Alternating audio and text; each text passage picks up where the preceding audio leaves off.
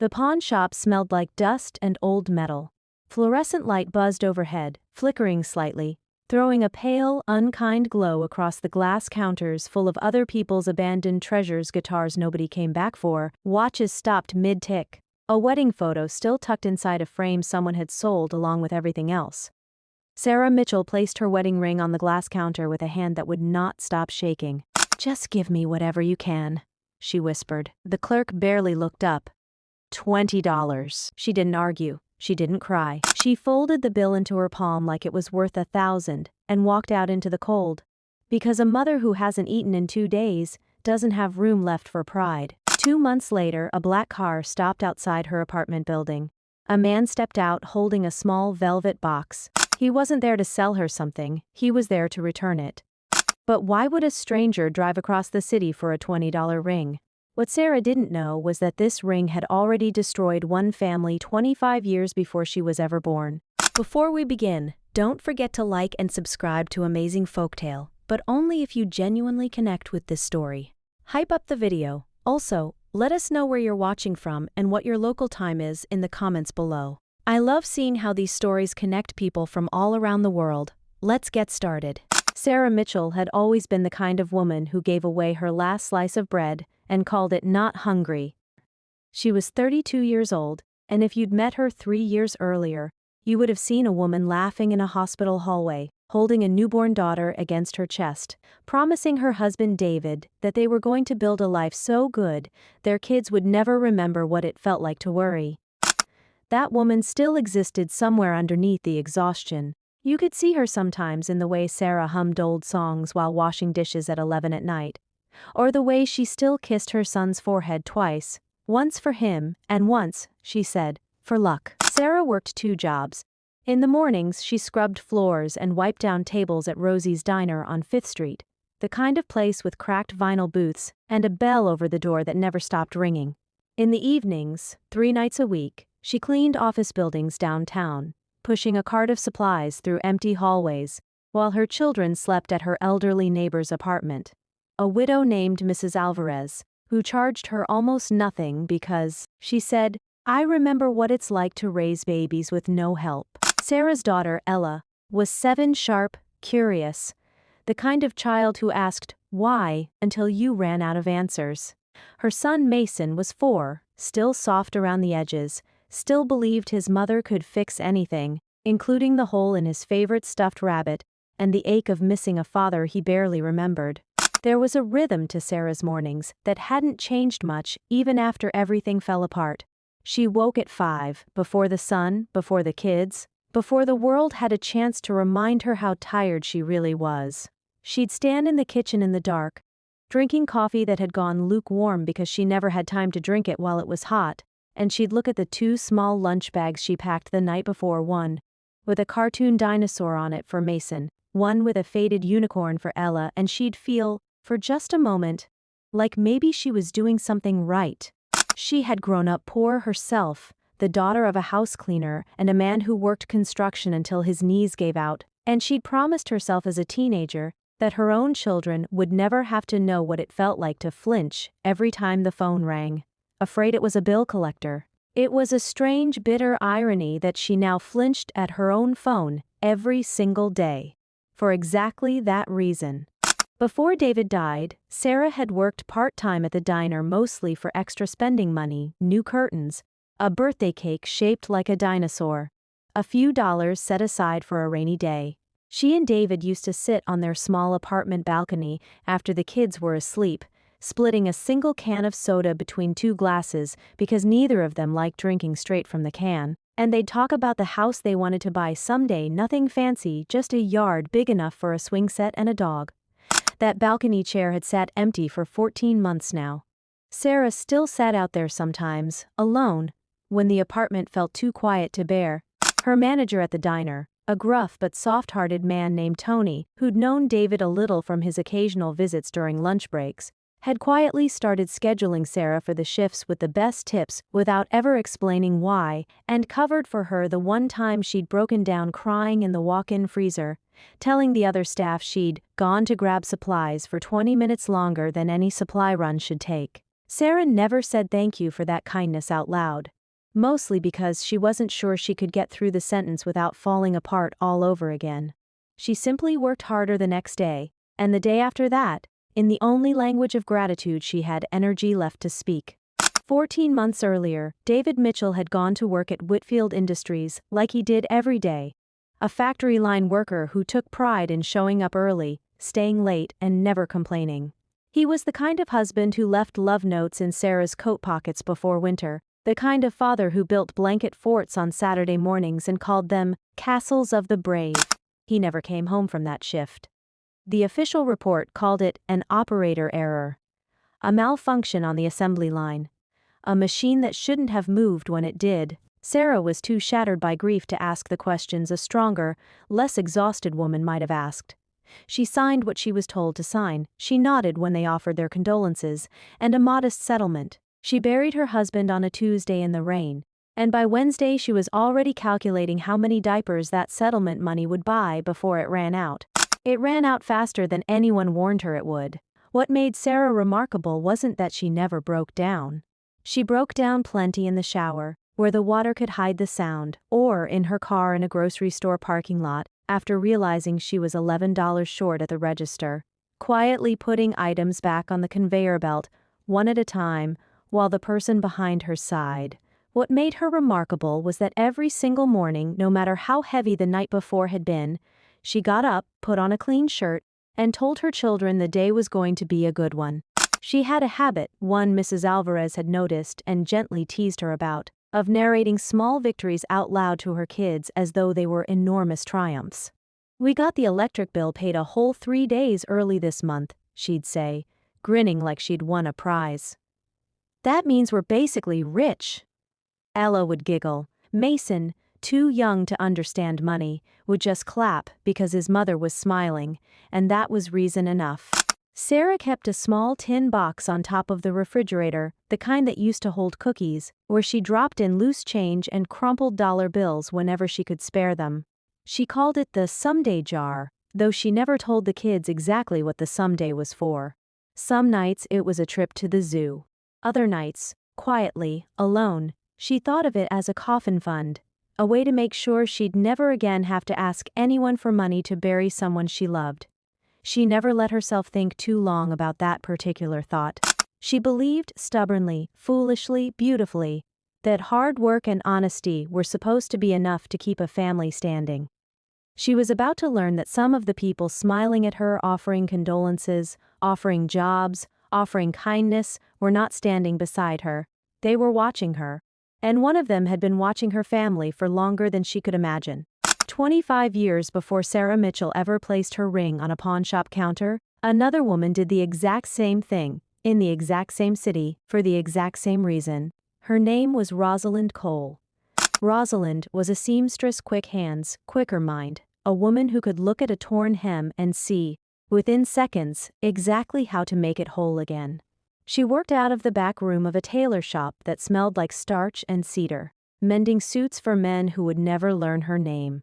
She was married to Edmund Cole, an engineer with grease permanently etched into the lines of his palms, and an idea burning behind his eyes that he was certain would change everything. Edmund believed that factory work didn't have to be dangerous. He'd watched too many men lose fingers, hands, sometimes their lives, to machines that moved a half-second too fast, that had no way of stopping themselves when something or someone got too close. For 3 years, after his shifts ended, Edmund sat at their kitchen table under a single hanging bulb and designed a safety locking mechanism. A simple device, elegant in its logic. If a hand or a body came too near the moving parts, the machine would sense it and stop, instantly, automatically, before anyone got hurt. Rosalind believed in him the way only a woman who has watched her husband sacrifice sleep, comfort, and pride for an idea can believe in someone. She sewed by lamplight so he could use their only good bulb for his blueprints. She skipped meals so there'd be enough for paper and parts. She never once told him to stop. "When this works," Edmund used to tell her, holding her hands across that same kitchen table, "no woman will ever again get a knock on her door telling her she's a widow because of a machine that could have stopped itself." Rosalind believed him completely. She was kind in a quiet way, the kind of kindness that doesn't announce itself. She brought soup to sick neighbors without being asked. She mended clothes for families who couldn't pay and never mentioned it to anyone, not even Edmund. She was the sort of woman who remembered every child's name on their street, and every birthday that mattered to someone else, even when no one remembered hers. There was a widow 2 doors down, old Mrs. Petrova, who could barely see well enough to thread a needle anymore. Rosalind used to stop by twice a week under the excuse of borrowing sugar, and quietly mend whatever needed mending while the two of them talked about nothing in particular. She never once mentioned it to Edmund, not because it was a secret, but because to Rosalind it simply wasn't the kind of thing worth mentioning. Kindness to her was like breathing. You didn't announce that you were doing it. She sacrificed without keeping score. That was who she was, long before the world took everything from her. She and Edmund had married young, both of them barely 20. In a small church with folding chairs and a borrowed dress that didn't quite fit right in the shoulders. They didn't have money for a honeymoon, so Edmund had taken her instead to the top of the tallest building he could sneak them into after hours, a half-finished office tower his cousin was working construction on, and they'd sat on a beam 40 feet up, dangling their legs over the edge of the city, and Edmund had told her that someday he was going to build something the whole world would need. She'd believed him then. She never stopped believing him. Not even at the very end. When Edmund finally finished his design after 3 years of missed sleep and sacrificed comfort, he didn't want money for it. He wanted it built. He wanted it in every factory in the city, so that no other family would ever get the knock on the door that so many families before them had already received. Rosalind remembered the night he came home practically glowing, waving a letter in his hand. A young, ambitious factory owner named Richard Whitfield had agreed to meet with him. Whitfield Industries was expanding fast, buying up smaller manufacturing operations across the city, and Richard, barely 30 years old himself, but already known for his charm and his hunger, wanted to hear what Edmund had built. "He's going to change everything for us," Edmund told her that night, spinning her around their small kitchen like they were young again. "This is it, Roz, this is the one." Rosalind remembered laughing. She remembered feeling, for the first time in years, that the exhaustion had been worth something. She remembered, too, standing in their small bathroom 2 days after that celebratory dinner, staring at the confirmation that she was pregnant, and deciding to wait a little longer before telling Edmund, not because she wasn't overjoyed, but because she wanted to give him this one particular week to simply be happy about his invention, uncomplicated by anything else, before the weight and wonder of impending fatherhood arrived on top of it. She wanted him to have that week. She never imagined it would be one of the last truly light weeks either of them would ever have. She had no idea that she was about to watch her husband's life get taken apart piece by piece, by a man with a beautiful smile and no conscience at all. And she had no idea that 25 years later, another woman, a stranger she would never meet, would sell her own wedding ring in the exact same kind of desperation, because the same family's greed would still be quietly destroying lives. Richard Whitfield, at 30 years old, was the kind of man rooms rearranged themselves around. Waiters remembered his order without being told twice. Secretaries kept his favorite pen refilled without being asked. He had learned, somewhere in his privileged childhood, that charm was a form of currency more valuable than money itself, because money could be counted and questioned, but charm simply made people forget to ask questions in the first place. He had inherited a modest manufacturing company from his father, and had spent 5 relentless years turning it into something larger. Faster. Hungrier. Whitfield Industries was buying up smaller factories across the city, and Richard had built a reputation as a man who could spot potential before anyone else did. He was, by every outward measure, charming. He remembered names. He asked about people's families and seemed to actually listen to the answers. When Edmund Cole nervously laid his blueprints across Richard's mahogany desk, Richard didn't scoff or dismiss him the way some of the wealthier men in the city might have. Instead, he leaned forward, studied the drawings with what looked like genuine fascination, and said the words that would haunt Rosalind for the rest of her life. "Edmund, this is brilliant. This could save lives. Let me take these home tonight, show them to my investors first thing tomorrow. We could have a deal signed by the end of the week." It seemed reasonable. It seemed, in fact, generous. Investors needed to see things, deals took paperwork. Edmund shook his hand, thanked him twice, and walked home to Rosalind practically floating. The blueprints never came back. That was the first small crack, not a betrayal yet. Not in anyone's mind, just a delay. Richard's assistant called a week later to apologize, said Mr. Whitfield had been swamped, that they'd reschedule soon. Edmund waited. He didn't want to seem pushy. Rosalind noticed the way her husband's optimism began to fray at the edges, thin as a worn cuff, but she told herself it was nothing. Rich men were busy, that was simply how business worked. It was a small disrespect, easy to explain away, a missed callback, a rescheduled meeting, a secretary who always seemed to have a new excuse. Then came the small lies. When Edmund finally got through to Richard directly, months later, Richard claimed he'd never actually taken physical blueprints, that Edmund must be misremembering, that he only recalled a verbal pitch, nothing more. Edmund insisted he had witnesses. His own brother had been there when Richard took the folder. Richard's tone shifted, just slightly, from warm to condescending. Edmund, I think the stress of trying to break into this industry is getting to you. I'd hate for that to affect your reputation. That sentence, delivered gently, almost sympathetically, was the first true manipulation. It planted a seed. It suggested, without quite saying it, that the problem wasn't Richard's dishonesty. The problem was Edmund's instability. Rosalind remembered the night Edmund came home and told her what Richard had said. She remembered the particular kind of silence that fell over their kitchen, not anger yet, just confusion. The disorientation of realizing the story you've been telling yourself about a person might not be true. He wouldn't do that, Edmund said, more to convince himself than her. There has to be an explanation. Rosalind wanted to believe that too. She was, after all, a woman who saw the good in people first. But something in her chest had already gone cold and watchful. The way a mother's instincts sharpen before she can even name the danger. 3 months later, they got their answer. Whitfield Industries filed a patent under Richard's name alone, for a safety locking mechanism nearly identical to Edmund's design. Nearly identical, except for one crucial difference: the most expensive component, the one that made the mechanism reliably fail-safe under heavy industrial use, had been quietly removed. It made the device cheaper to manufacture. It also made it far less safe. Rosalind would spend the rest of her life understanding that this was the moment everything truly began, not the theft itself, but the decision buried inside it. Richard Whitfield hadn't just stolen an invention.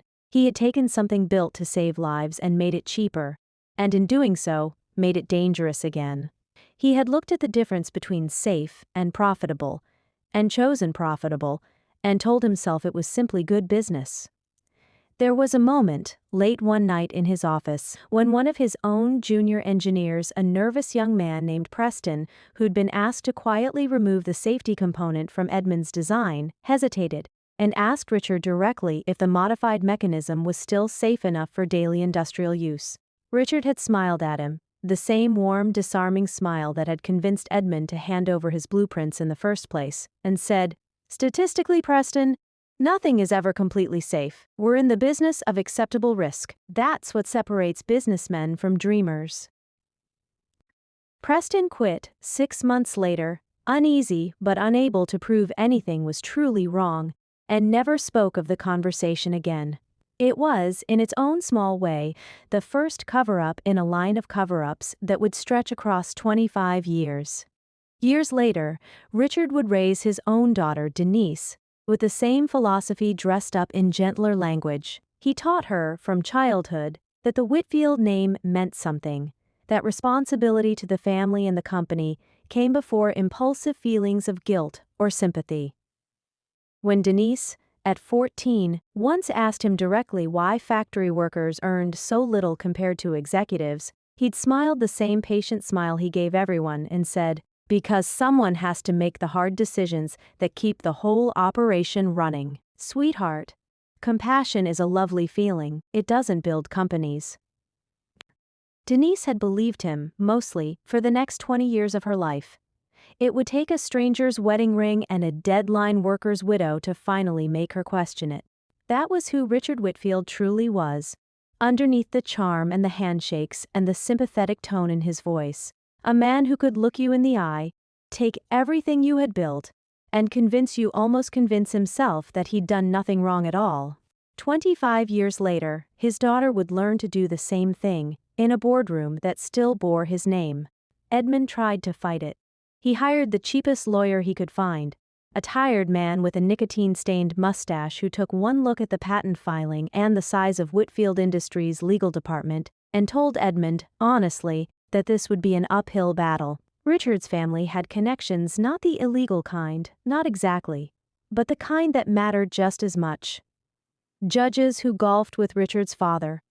City officials who'd taken campaign donations from Whitfield money for 2 generations. The case was filed anyway. Edmund believed in the truth. He believed that if he simply stood in front of a judge and explained what happened, fairness would follow. The hearing lasted 9 minutes. The courtroom itself was smaller than Edmund had imagined, wood-paneled and dim, with a single overworked ceiling fan pushing warm air around instead of cooling anything.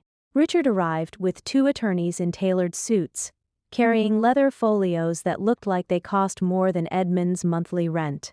Edmund arrived with his single overwhelmed lawyer and a cardboard folder of hand-drawn blueprints, the edges already softening from being carried and recarried to a dozen meetings that had led nowhere. Richard's attorneys presented a version of events in which Edmund had approached Whitfield Industries with a vague concept, which Whitfield's own engineering team had then independently developed into a functioning design. They had documentation memos, drafts, even testimony from 2 Whitfield engineers who swore they'd never seen Edmund's blueprints.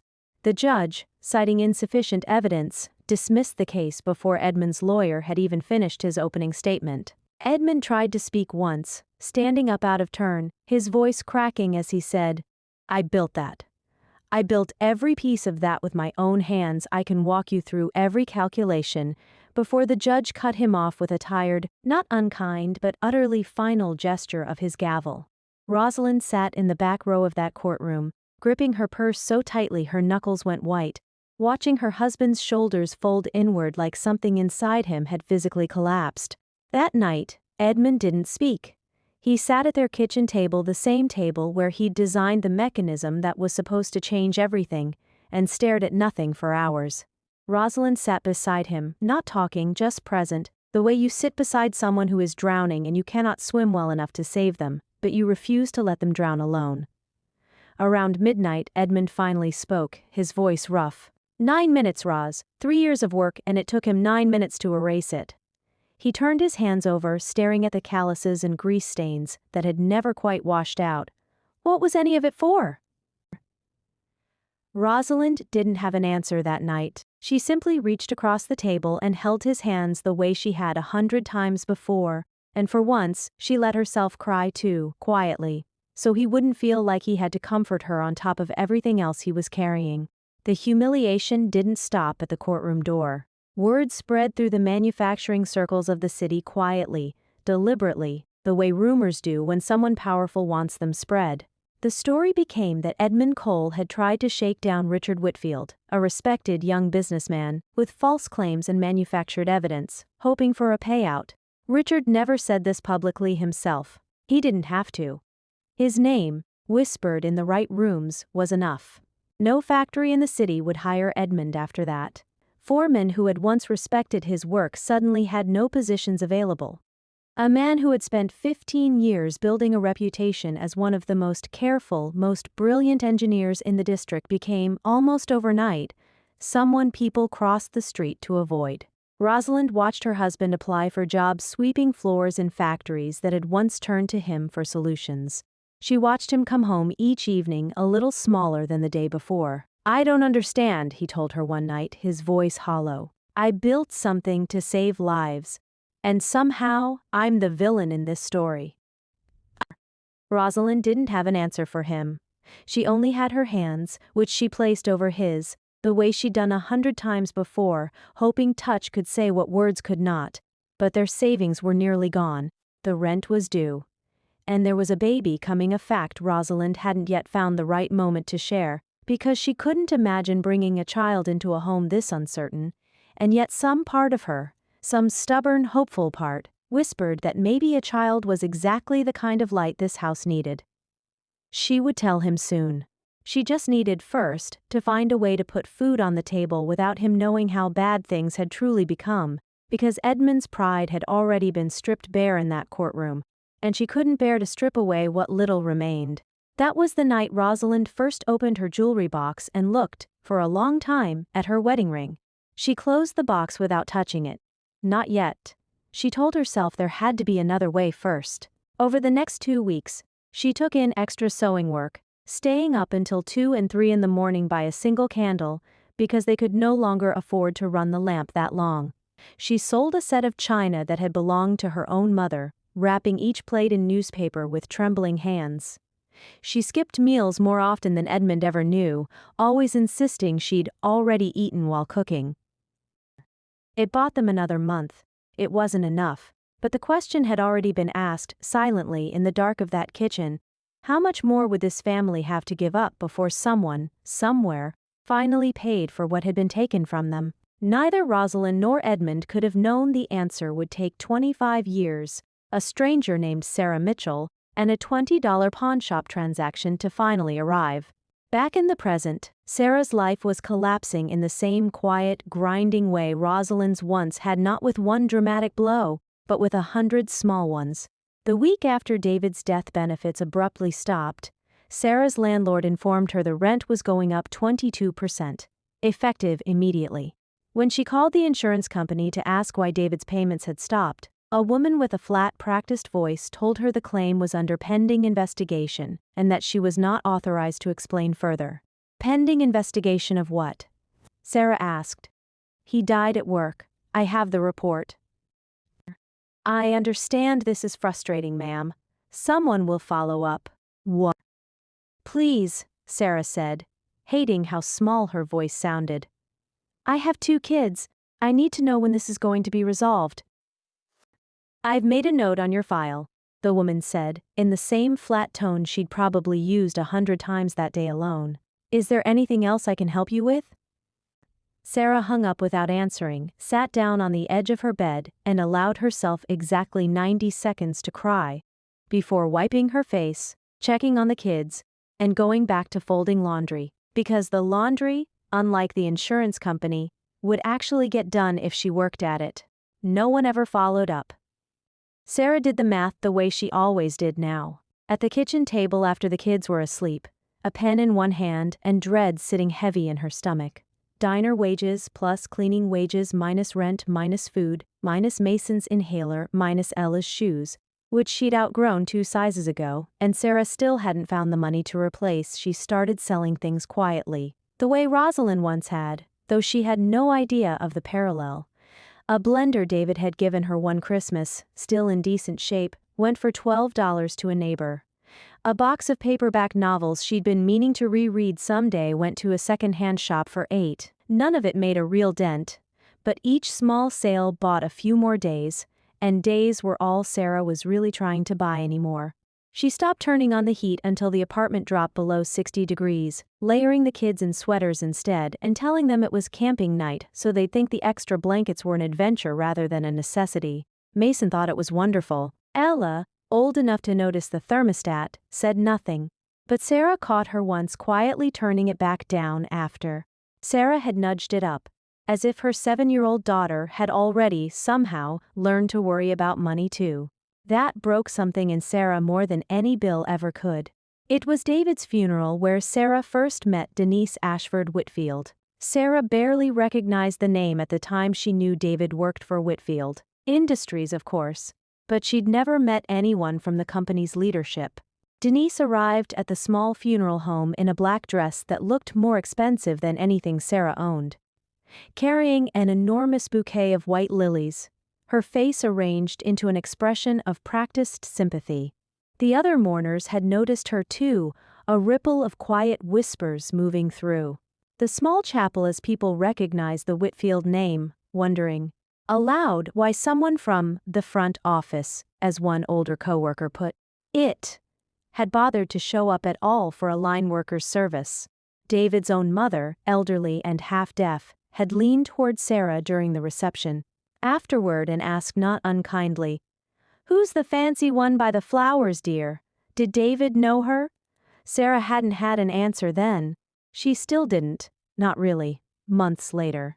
I'm so terribly sorry for your loss, Denise said, taking both of Sarah's hands in hers. David was a valued member of our Whitfield family. If you ever need anything at all, please, come to us. We take care of our own. Sarah remembered feeling grateful in that moment, even comforted. Grief makes people vulnerable to kindness, real or performed.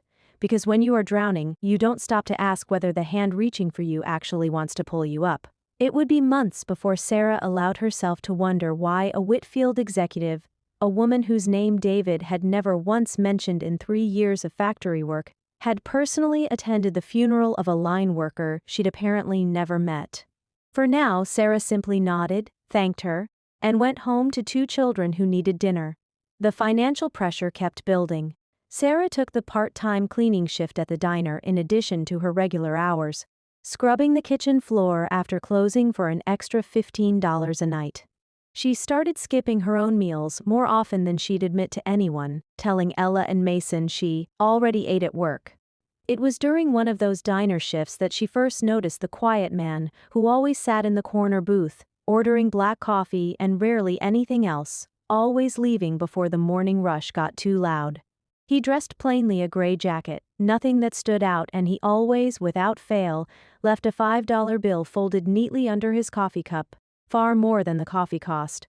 One morning she tried to give the extra money back, chasing him halfway to the door. "Sir, you overpaid again."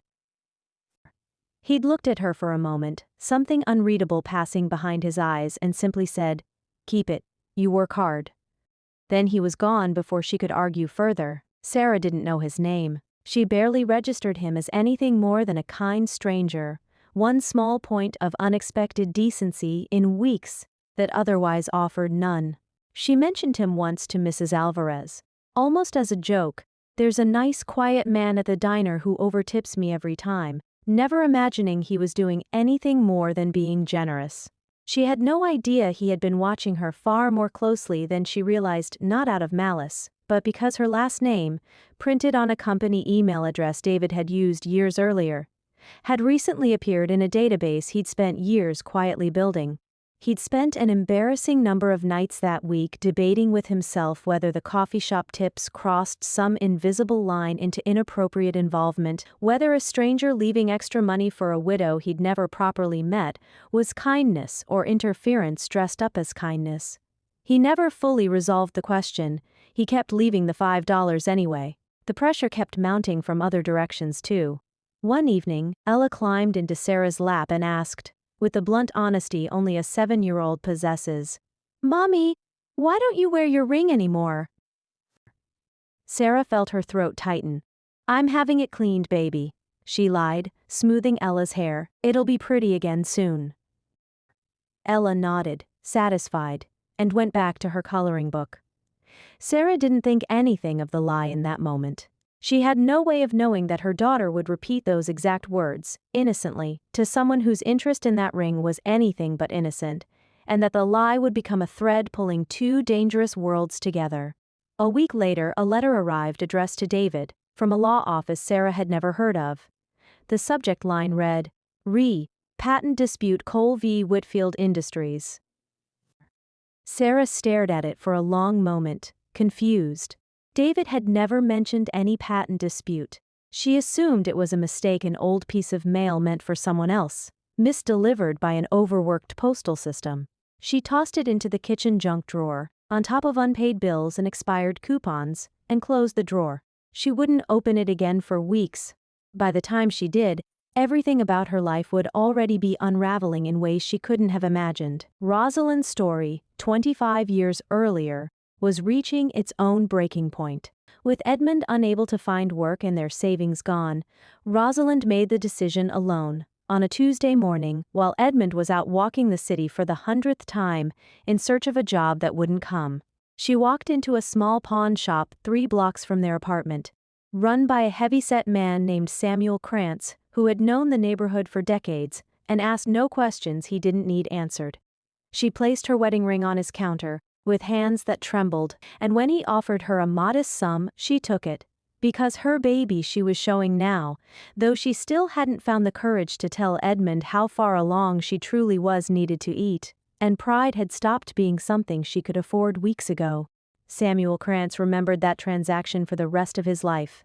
Not because it was unusual pawnshops saw desperate women every week, but because of what Rosalind said as she handed the ring across the counter, tears sliding silently down her face. "They stole my husband's invention," she whispered, more to herself than to him. "They stole everything, and now I'm selling the only thing I have left." Samuel didn't ask who they were. He simply wrote it down, in the private ledger he kept behind the counter, a habit, he'd always said, that helped him remember faces and stories in a business built on forgetting them.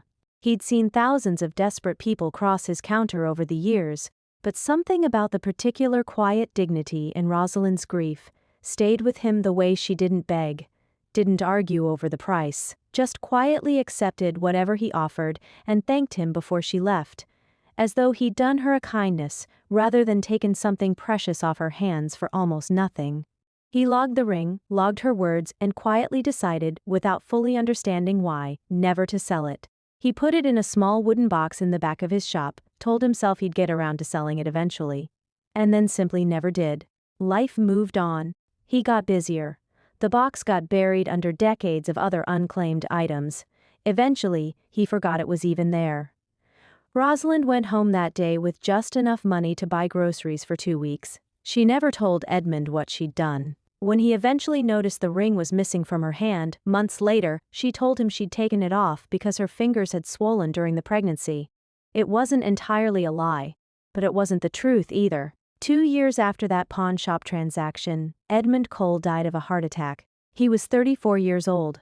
The doctors called it stress-related cardiac failure, his heart, quite literally, giving out under a weight it could no longer carry. Rosalind always believed, though she never said it aloud to anyone but her infant son, that Edmund hadn't died of a weak heart. He died of a broken one.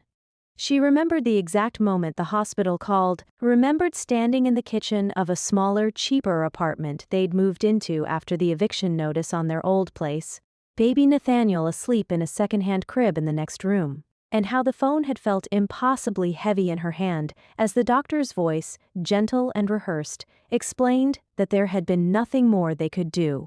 She remembered not crying at first, just standing there, staring at the peeling wallpaper, feeling the particular numbness that comes right before grief actually arrives, like the eye of a storm settling briefly over a house about to be torn apart. The funeral was small. Fewer than 15 people came, most of them neighbors. None of them anyone from the manufacturing world Edmund had once hoped to change forever. Richard Whitfield did not attend, did not send flowers, did not so much as acknowledge, publicly or privately, that the man in the coffin had once handed him blueprints that would go on to build an empire. Rosalind raised Nathaniel alone after that, working 3 jobs across the city, mending clothes during the day, cleaning offices at night, and taking in laundry on weekends, the same grinding, exhausting rhythm that would echo, unknowingly, in another woman's life a generation later. She rarely spoke of Richard Whitfield by name.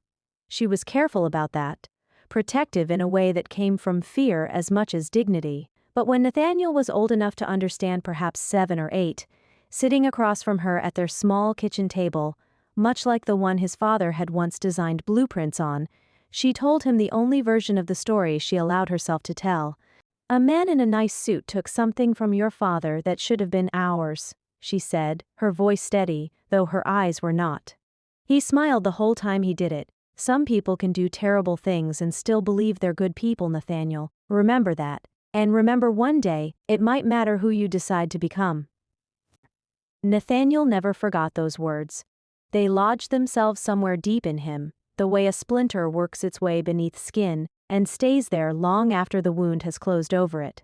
He grew up in a 2-room apartment above a shoe repair shop, sharing a lumpy pull-out couch with a stack of library books he read by streetlight because his mother needed the good lamp for her late-night sewing work.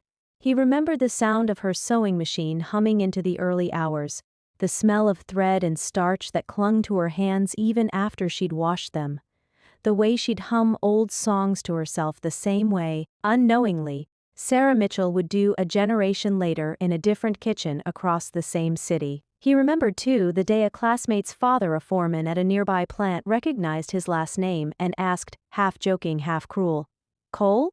Any relation to that engineer who tried to shake down Whitfield years back?" Nathaniel had been 9 years old. He hadn't understood the question, only the shame in his mother's face when he repeated it. To her that evening, and the long silence before she finally, quietly, told him the truth.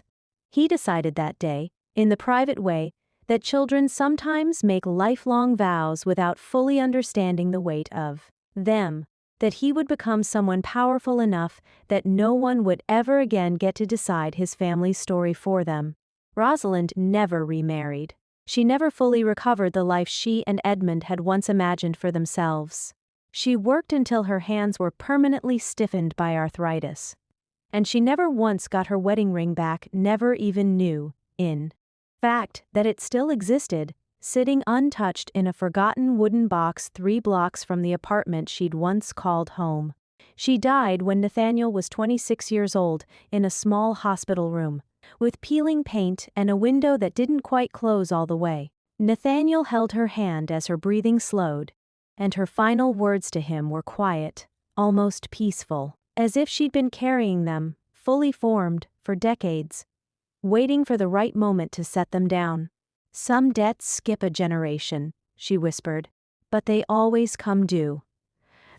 She died without justice. She died without her ring. She died believing, perhaps, that the story simply ended there, one more life quietly consumed by a wealthy man's greed, unremembered, unresolved. She had no way of knowing that her son would spend the rest of his life making certain the story didn't end there at all. Nathaniel Cole built his fortune far from the manufacturing industry that had destroyed his father.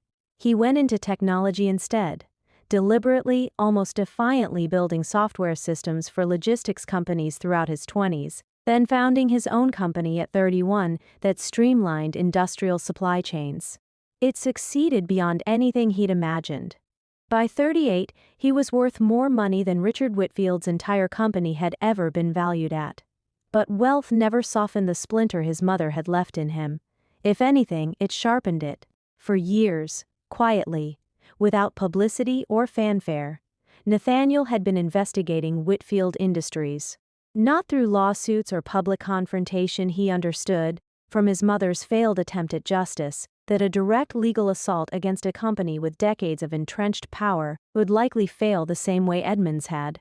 Instead, he built something more patient, a private database, cross-referencing Whitfield Industries employees, safety incidents, settlements, and quietly, almost obsessively pawn shop transactions across the city that matched patterns of financial desperation among Whitfield workers' families. He visited pawn shops incognito, dressed plainly, paying cash, asking gentle questions of clerks who had no idea they were speaking to a billionaire. He wasn't entirely sure what he was looking for, some proof, some pattern, some thread connecting his mother's stolen invention to the present-day company still profiting from it. His own therapist, whom he saw quietly and told almost no one about, had once asked him what he thought he'd feel if he actually found what he was looking for. Nathaniel hadn't had an answer. He'd spent so many years defining himself by the search that he genuinely didn't know who he'd be on the other side of it, whether finding justice for his mother would feel like peace, or simply like an ending to the only mission he'd ever fully committed himself to. When Sarah Mitchell's wedding ring appeared on a pawn shop counter that ordinary Tuesday afternoon, Nathaniel almost walked past it. Then he saw the engraving.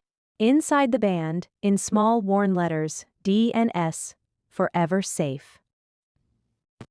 Nathaniel's chest went cold. Forever safe had been an old Whitfield Industries advertising slogan decades earlier used specifically to market the safety mechanism his father had invented and Richard Whitfield had stolen. It had appeared on factory posters, on employee handbooks, on the very machines that were supposed to prevent the exact kind of accident that had, apparently, killed a man named David Mitchell. It could have been a coincidence. Slogans got reused, phrases traveled, but Nathaniel Cole had spent his entire adult life refusing to believe in coincidences where Whitfield Industries was concerned. He bought the ring for $20 without haggling, without hesitation, and walked out of that pawn shop with his pulse hammering in a way it hadn't in years. That night, he ran the transaction record and found Sarah's name. From there, it took him less than an hour to find David Mitchell's death report filed at a Whitfield Industries assembly plant, blamed on operator error, the same phrase, he noted with a chill, that had appeared in at least 3 other Whitfield incident reports he'd already flagged in his private files over the years. He pulled up his own database, years of patient, unglamorous work, spreadsheets of names and dates and settlement amounts he'd assembled from public court filings, old news clippings, and whispered tips from former employees willing to talk off the record. He'd built the file the way a detective builds a case they're not yet sure they'll ever get to present in court, methodically, obsessively, without any guarantee it would ever amount to anything more than a private record of his own grief. David Mitchell's name, when he added it, made something in the pattern finally snap into full, undeniable focus. 5 names now, spanning 25 years, all connected to the same mechanism, all settled quietly, all buried under the same phrase, operator error, that Whitfield Industries had apparently been using as a shield since before Nathaniel was even born. The plant was the same one, he realized, that had originally been designed to use his father's safety mechanism before Richard Whitfield stripped out the critical safety component to save on manufacturing costs. Nathaniel sat alone in his apartment that night, turning the ring over in his fingers, and felt something shift inside him that had been frozen since his mother's funeral. This wasn't a coincidence. This was the same machine, the same flaw, the same company. 1 generation later, and another family had just paid the price.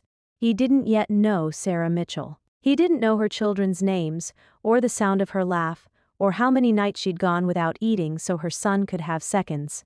But he knew, with absolute certainty, that he was no longer simply investigating his mother's past. He was about to walk directly into someone else's present.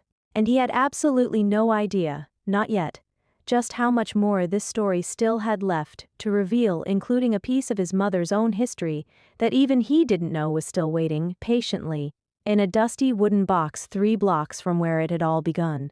While Nathaniel began quietly investigating from a distance, Denise Ashford Whitfield made her move. She showed up at the diner one afternoon, not in morning black this time but in a sharp business suit, and found Sarah scrubbing down the counter after her shift. "I've been thinking about you," Denise said, sliding onto a stool with practiced warmth. "We have an opening at the front office, receptionist, good pay, benefits for you and the kids. I'd love to bring you on." Sarah, exhausted and drowning in bills, felt something close to relief for the first time in months. She didn't stop to ask why a company executive would personally recruit a grieving widow for an entry-level front desk position. She simply said yes, and that night she cried at the kitchen table, not from grief this time, but from something closer to relief. The particular exhaustion of a woman who has spent months bracing for the next blow and for once receives good news instead. She told the kids over dinner, and Ella had cheered so loudly Mrs. Alvarez knocked on the wall to ask if everything was all right. It was, for one evening, the first truly happy dinner Sarah's family had shared since David died. What Sarah didn't know was that the job had nothing to do with generosity. Denise had been instructed quietly, carefully, in a conversation with her father that never appeared in any company email to keep Sarah Mitchell close. To monitor what she knew, what she suspected, what questions she might eventually start asking about her husband's death.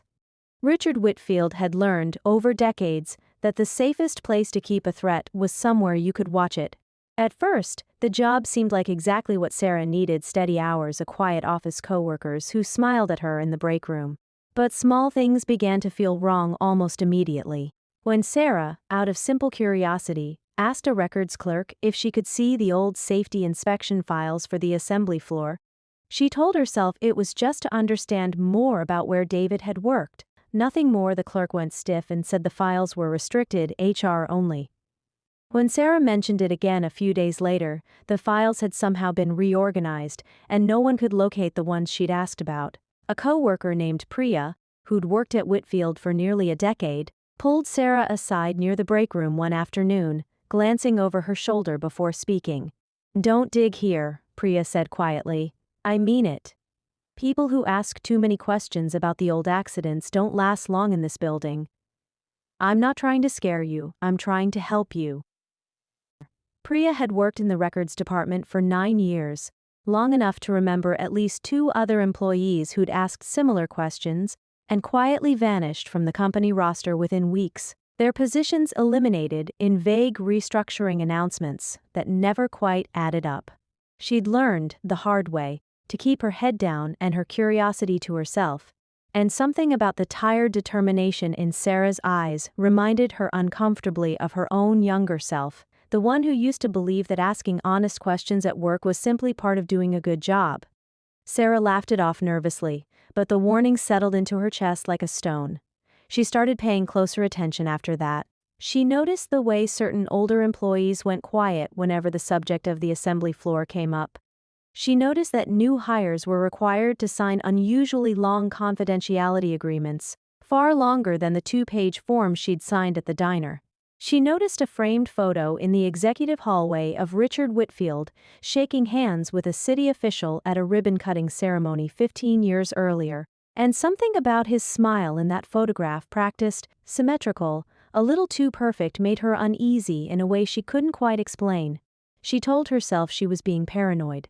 Grief did strange things to a person's mind, she reasoned, but the unease never fully left her, not even at night, not even after the kids were asleep and the apartment was quiet. Then came Ella's innocent comment. Denise had taken to occasionally stopping by Sarah's apartment under the guise of checking in, bringing small gifts for the children, positioning herself as a family friend. During one visit, Ella, proud, chatty, utterly unaware of the danger in her own words, mentioned that her mommy had sold her wedding ring to a nice man at a coffee shop, but it's okay, she's just having it cleaned. Denise's smile didn't waver, but something behind her eyes sharpened instantly. A nice man who bought a Whitfield family's wedding ring, at exactly the moment questions were beginning to stir. Denise excused herself early that evening, and made a phone call the moment she reached her car. Meanwhile, Nathaniel returned to Rosie's diner, this time not as a silent stranger in the corner booth, but as a man ready to speak. He sat at the counter while Sarah wiped down tables nearby, and for the first time he addressed her directly. "You're David Mitchell's wife," he said gently, not a question. Sarah froze, dish towel still in hand. "How do you know my husband's name?" "Oh, I read about the accident," Nathaniel said carefully, choosing each word. "I've been looking into some things at Whitfield Industries. I was hoping you might be willing to talk to me about him, about what happened." Sarah studied him, this quiet, plainly dressed man who'd been leaving generous tips for weeks, who now seemed to know far more about her life than a stranger reasonably should. Something in her chest tightened, torn between suspicion and a desperate, exhausted hope that maybe, finally, someone believed there was more to David's death than a 2-line operator error report. "Why do you care?" she asked. Nathaniel hesitated, unwilling yet to reveal the full truth. "Let's just say my family has history with that company. A long history. I think what happened to your husband might not have been an accident at all." Sarah's hands trembled around the dish towel. She thought suddenly of the unopened letter still sitting in her kitchen junk drawer. Cole v. Whitfield Industries. "There's a letter," she said slowly, "addressed to David, about some kind of patent dispute. I never opened it. I thought it was a mistake." Nathaniel went very still. "Sarah," he said quietly, "I don't think it was a mistake at all." Before the investigation could truly begin, one night nearly broke Sarah completely. It happened on an ordinary Tuesday, the kind of day that gave no warning of what was coming. Mason had seemed a little warm at breakfast, a little quieter than usual, but Sarah had learned to function through minor complaints, a sniffle here, a scraped knee there, because stopping for every small thing simply wasn't a luxury she had. By the time she picked him up from Mrs. Alvarez's apartment that evening, his breathing had turned into something ragged and frightening, a high, thin wheeze that made Sarah's blood run cold. She didn't own a car anymore, sold months earlier to cover 2 months of rent, so she carried her 4-year-old son 6 blocks to the nearest urgent care clinic, his small body burning against her chest, both of them soaked through with sweat and fear by the time she burst through the doors. The doctors admitted him immediately. Severe asthma attack, complicated by a respiratory infection they hadn't caught in time because Sarah, unable to afford regular checkups, hadn't taken him in for one in over a year. She sat in a hard plastic chair beside his hospital bed through the night, holding his small hand, listening to the beep of machines she didn't understand, doing math in her head that made her feel sick with shame even as her son struggled to breathe in front of her. By morning, a hospital administrator gently informed her that Mason would need to stay at least 3 more days, and handed her an estimate that made her knees go weak, a number larger than anything Sarah had ever seen attached to her own name in her entire life. She thought, in that moment, of Denise's offer still sitting unanswered in her email inbox. The settlement paperwork Whitfield Industries HR had quietly slid her way weeks earlier, the one she'd been avoiding, the one that would make this bill, and every bill after it, disappear. She thought of David, of what he would want, of what kind of mother she'd become if she let her son's illness be the thing that finally broke her resolve. She was sitting in that plastic chair, phone in hand, thumb hovering over the email that would sign away any chance of the truth ever coming out, when a hospital nurse came in with unexpected news. "Mrs. Mitchell, I just wanted to let you know your balance has already been covered. Someone came in this morning and settled the full amount, plus arranged a private room for the rest of his stay." Sarah stared at her. "That's not possible. I haven't paid anything." "It was already handled," the nurse said gently. "An anonymous donation, through the hospital's Family Assistance Fund."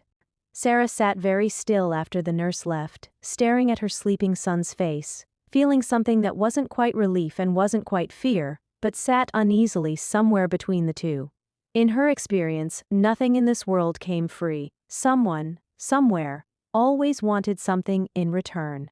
She didn't yet know it had been Nathaniel watching quietly from a distance, having learned through his own contacts about Mason's hospitalization, unable to stand by and let a sick child become leverage for a company he'd spent his whole life trying to expose.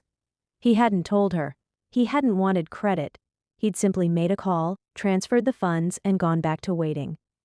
When Sarah eventually pieced together who was behind it, her first reaction wasn't gratitude. It was suspicion, sharp and immediate. Nobody did something like that for free, not in her experience, not in the life she'd lived. She confronted him about it 2 days later, once Mason was safely home, color back in his cheeks. "Why would you do that?" she demanded, standing in the doorway of the diner after her shift, arms crossed. "You don't know me. You don't owe me anything." Nathaniel considered his answer carefully. "Because I know exactly what it feels like to watch someone you love suffer, while a company that could easily help chooses not to," he said quietly. "I wasn't going to let you make a decision you'd regret for the rest of your life because your son got sick at the worst possible moment. That's not charity, Sarah. That's just refusing to let history repeat itself twice in front of me." Sarah didn't have a response to that. She only nodded, blinked back tears she refused to let fall in front of him, and went home to her children. That night, Sarah sat at her kitchen table long after the children had gone to sleep, staring at the drawer she'd avoided for weeks. She finally opened it, pushed aside the unpaid bills and expired coupons, and pulled out the letter. Her hands shook as she tore it open. Inside was a legal notice, dry and formal, but the contents hit her like cold water. It was a letter, sent years earlier before David had even started working at Whitfield Industries, from an attorney representing the estate of a woman named Rosalind Cole. The letter warned Whitfield Industries employees, in careful legal language, that the company's assembly line safety mechanisms contained a known design flaw, one the company had been made aware of and had chosen not to correct. The letter had never been distributed to employees. It had been buried, filed away, and Sarah now realized with a sick, sinking feeling someone at Whitfield had simply mailed a copy to David's home address years after it was originally filed, likely as part of some overlooked legal compliance requirement, never expecting anyone to actually read it. Sarah thought back to David's final week alive. He'd been unusually anxious, distracted, staying late at the plant for reasons he wouldn't fully explain. He'd told her, the night before the accident, that he needed to talk to someone at work about something important. She remembered it now in pieces, the way grief sometimes locks memories away until you're finally ready to look at them directly. David coming home 4 nights in a row that final week, later than usual, quieter than usual, barely touching his dinner. She'd assumed it was overtime stress. Maybe a difficult coworker, maybe worry about the mortgage they'd just taken out. She remembered asking him, on the Wednesday before he died, if everything was all right, and the way he'd paused just a half-second too long before saying, "Yeah. Just something at work I need to sort out. Nothing you need to worry about." She remembered, too, finding a folded piece of paper in his jacket pocket weeks after the funeral, doing laundry on autopilot the way grieving people do household chores, because motion is easier than stillness. A torn corner of what looked like a printed spreadsheet, numbers she didn't understand, a few words circled in pen. Response delay verify against original spec. She hadn't understood it then. She'd assumed it was work jargon, meaningless to her, and had nearly thrown it away before something made her tuck it instead into the same junk drawer where the unopened letter would later sit. Sitting now with Nathaniel's mother's letter spread in front of her, Sarah finally understood what David had been trying to sort out that final week. He'd found something. He'd been trying to verify it, trying to understand whether what he suspected was really true, trying in his careful, methodical way to be certain before he raised an alarm that could cost him his job. He never got the chance to finish that verification. The machine that was supposed to stop itself before it could hurt him didn't stop in time. She'd thought, at the time, that he meant a raise. A promotion, maybe. Now she wondered if David had found this same information, if he'd started asking the same dangerous questions Priya had warned her about, and if that was why, less than 24 hours later, he was dead. She read the letter 3 times before she could fully absorb it, each pass revealing another sentence she'd missed the first time, her stomach twisting tighter with every read. The letter referenced internal testing data numbers, failure rates, incident percentages, language so clinical it almost hid the fact that it was describing, in dry legal terms, exactly how a machine could take a person's life. Sarah barely slept that night. She sat at the kitchen table until nearly 4 in the morning, the letter spread out in front of her next to an old photograph of David holding baby Mason at the hospital, grinning so widely his eyes had nearly disappeared. She kept looking between the two, trying to reconcile the man in the photograph with the cold legal language on the page, trying to understand how the world could contain both at once. The next morning she met Nathaniel at a small park 2 blocks from the diner, away from Whitfield eyes. She showed him the letter, and watched his face change as he read it. "This is my mother's estate," he said quietly. "Rosalind Cole. She died believing no one would ever see this letter." Sarah stared at him. "Your mother?" Nathaniel finally told her the full story: Edmund's stolen invention, the removed safety component, the courtroom defeat, his mother's ruined life and early widowhood, his own childhood built on quiet grief and a promise he'd made to himself the day she died. Sarah sat frozen on the park bench, absorbing the fact that her husband's death and Nathaniel's father's destruction were connected by the same company, the same greed, 1 generation apart. "They knew," she whispered. "They've known this whole time and they let it happen again." She looked at Nathaniel then, really looked at him, seeing past the plain gray jacket and the quiet, careful way he spoke.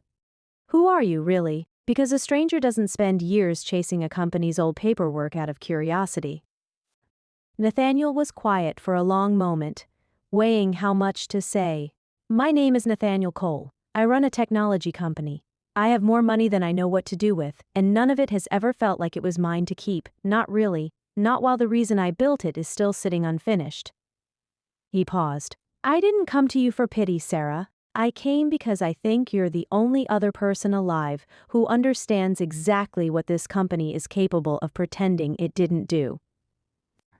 Sarah studied him for a long moment, weighing suspicion against something that felt, cautiously, like trust. "Prove it," she finally said. "Prove all of it. Not to me, to everyone."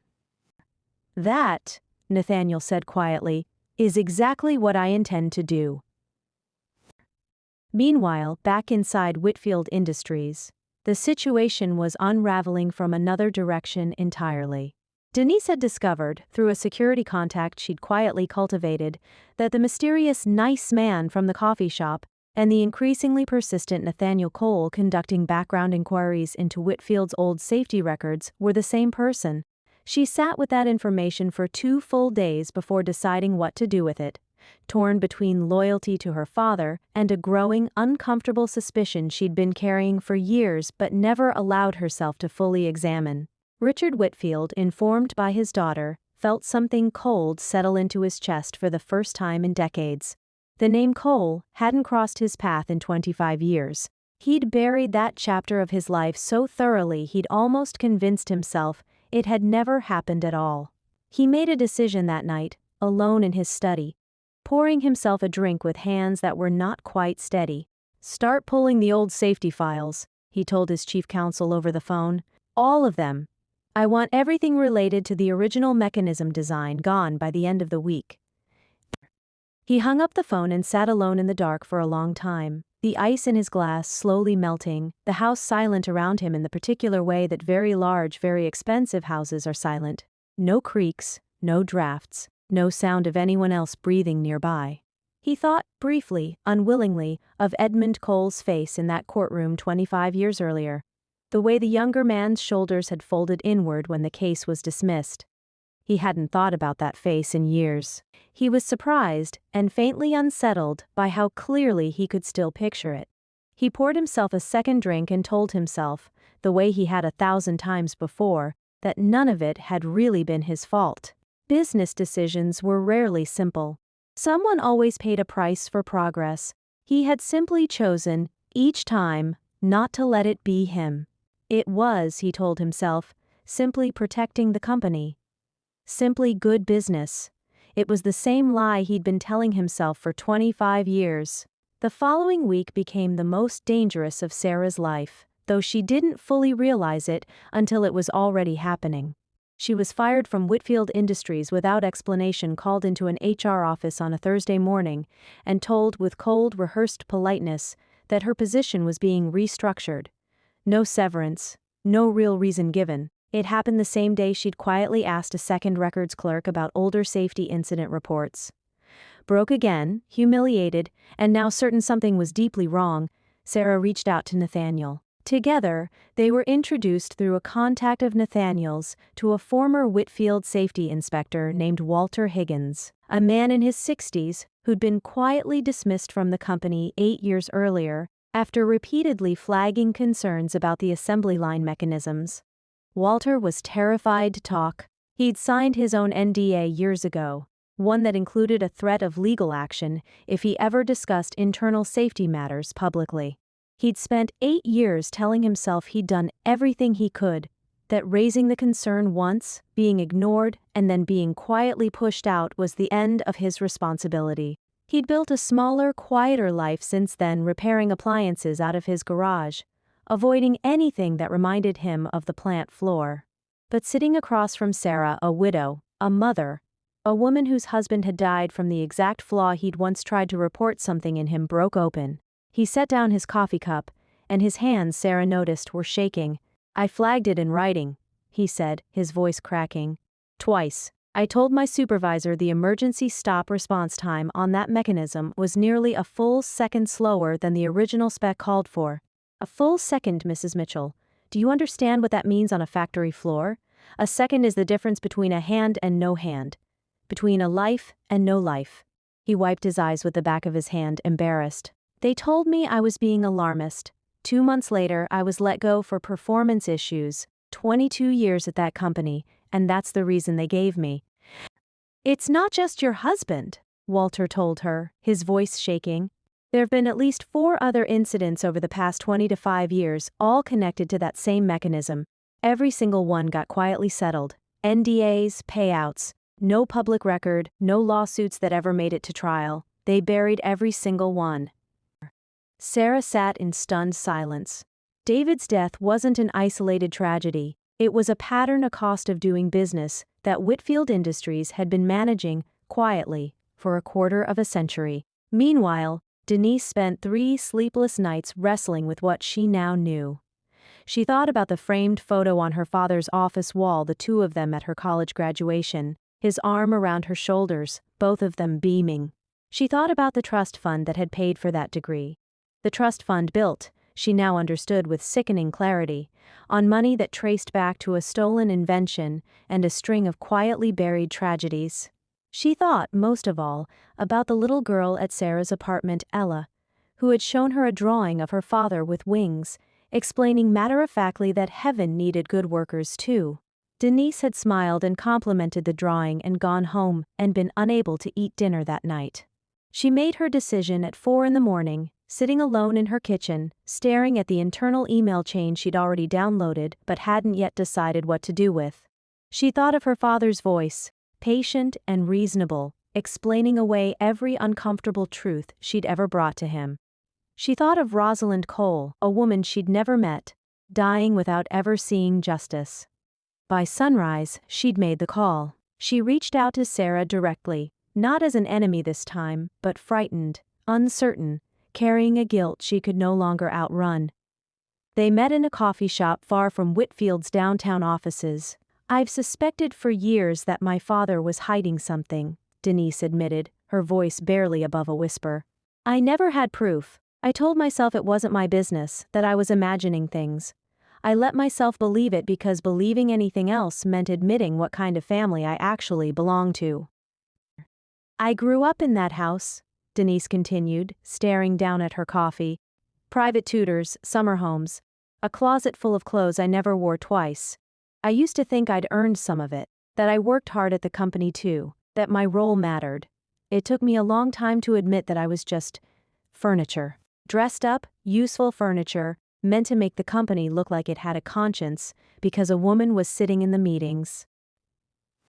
She remembered, sitting there across from Sarah, the exact moment years earlier when she'd first overheard her father on the phone, using the phrase, acceptable operational risk, about something she now suspected, with sickening certainty, had been this very mechanism. She'd been 22, home from college for the holidays, and she told herself at the time that she'd simply misunderstood the context. She'd wanted, badly, to keep believing in the version of her father that gave her Christmas presents and taught her to sail and cried, actually cried, at her college graduation.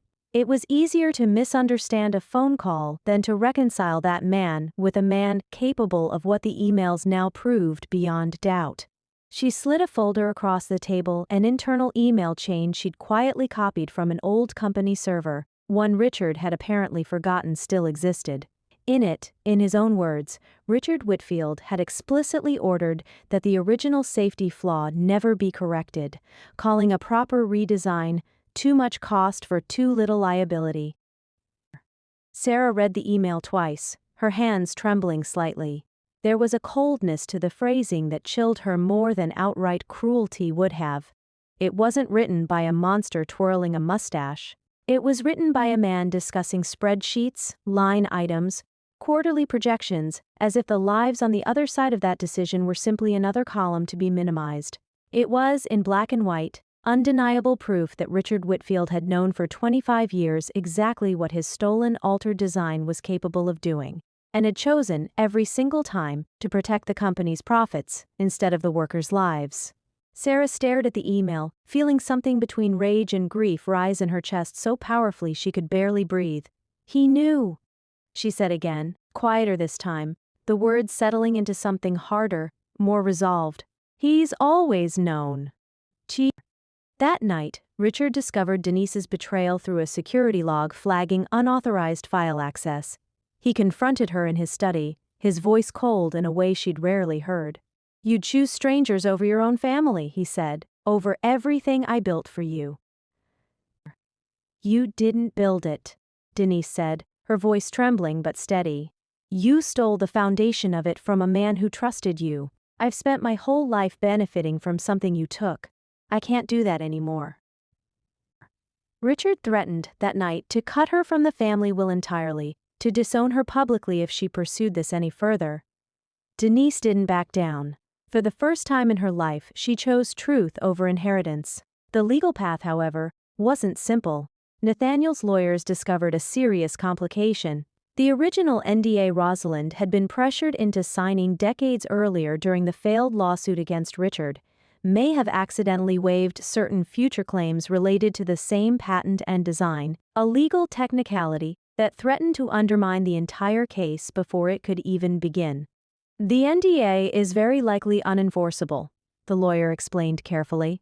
It was signed under duress based on a fraudulent misrepresentation of the facts. But proving duress from 25 years ago requires documentation we don't currently have. Rosalind's original case file was reportedly destroyed in a records fire years ago. Nathaniel sat across the conference table, jaw tight. So, a fire, conveniently, erased the only proof my mother ever had. It's possible it was simply an accident, the lawyer said, not entirely convincingly. Courthouse record fires happened more often than you'd think, decades ago, but I won't pretend the timing doesn't look troubling. It seemed for a moment like the case might collapse entirely, undone by the same quiet, deniable kind of erasure that had already cost Edmund Cole everything once before. Sarah watched Nathaniel's hands curl into fists beneath the table, watched him fight to keep his voice level. There has to be something, he said. My mother didn't imagine any of this. Someone remembers. Someone kept something. Then Nathaniel remembered the pawn shop. He returned, this time bringing Sarah with him, to the small shop where her ring had once been sold and where, 25 years earlier, his own mother had sold hers. The shop was now run by Samuel Krantz's grandson, a quiet man in his 40s who still kept his grandfather's old ledgers in a back room out of sentiment more than necessity. When Nathaniel explained who his mother had been, the grandson's expression shifted with recognition. He disappeared into the back room and returned with a dusty wooden box that hadn't been opened in over 2 decades. Nathaniel's hands were unsteady as the grandson set the box down on the counter. He lifted the lid slowly, almost reverently, and there it was, a thin gold band, dulled with age but unmistakably intact, resting on a scrap of faded blue velvet. He didn't speak for a long moment. Sarah, standing beside him, watched a man who had built and lost and rebuilt an entire fortune go completely still, staring at a piece of jewelry worth, in dollar terms, almost nothing at all. She never knew, he finally said, his voice barely above a whisper. She spent the rest of her life thinking some stranger was wearing her ring. She never knew it was 3 blocks from our apartment the entire time. Sarah reached out and gently closed her hand over his. Neither of them said anything else for a while. The shop, with its dusty shelves of forgotten guitars and old wristwatches, felt for a moment like the only honest place left in the whole city. Inside was Rosalind's original wedding ring, never sold, kept for 25 years by a pawnbroker who simply never had the heart to part with an item connected to such visible grief. Alongside it, tucked into the same box, was the old handwritten ledger, including an entry from that original transaction, Samuel Krantz's careful, looping handwriting recording. Word for word, what Rosalind had whispered through her tears that day. They stole my husband's invention. It wasn't a legal document. It wouldn't hold up as formal evidence in the way a signed affidavit might. But combined with Denise's internal emails, Walter Higgins's testimony about the pattern of buried accidents, and David's original unopened warning letter, it created something undeniable, a story too consistent, too corroborated, too damning to dismiss as coincidence. Before pursuing legal action, Richard made one final attempt to make the problem disappear. He summoned Sarah to his private office the first time they'd ever spoken directly and offered her an enormous settlement, enough money to change her family's life forever, on the sole condition that she sign an ironclad NDA and walk away permanently. His office was exactly what Sarah expected. Floor-to-ceiling windows, a view of the entire city stretched out below like something to be owned rather than lived in, a desk so large it seemed designed specifically to put distance between himself and whoever sat across from him.